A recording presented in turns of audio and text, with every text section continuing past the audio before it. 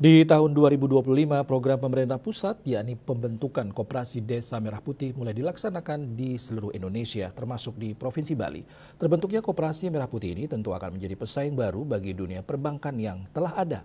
Salah satunya adalah Bank Perkreditan Rakyat atau BPR.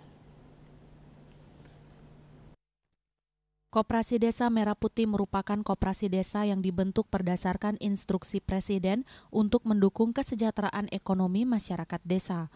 Untuk di Bali, pemerintah Provinsi Bali mulai membentuk Koperasi Desa Merah Putih di 636 desa dan 80 kelurahan untuk mendukung kesejahteraan ekonomi masyarakat. Kehadiran Koperasi Desa Merah Putih tentu akan menjadi pesaing baru dalam dunia perbankan. Hal tersebut disampaikan Ketua DPD Perbarindo Bali I Ketut Komplit saat peringatan Hari BPR-BPRS Nasional tahun 2025.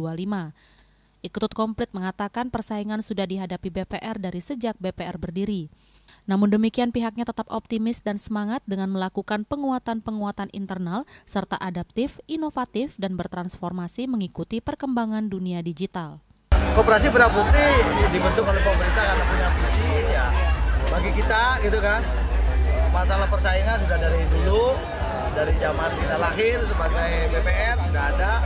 Kita tetap merasa optimis, semangat gitu kan dengan melakukan penguatan internal, khususnya bagaimana kita pengelolaan BPR itu bisa secara sehat, tata kelola kita baik, manajemen risiko kita lakukan dengan baik dan punya integritas, dan terakhir kita terlalu harus adaptif, inovatif untuk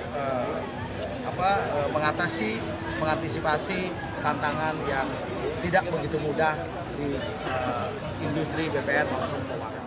Meski demikian, pihaknya menyambut baik pembentukan Koperasi Desa Merah Putih. Program pemerintah pusat ini sangat bagus, terlebih sudah dengan kajian matang. Sukma, Bali TV.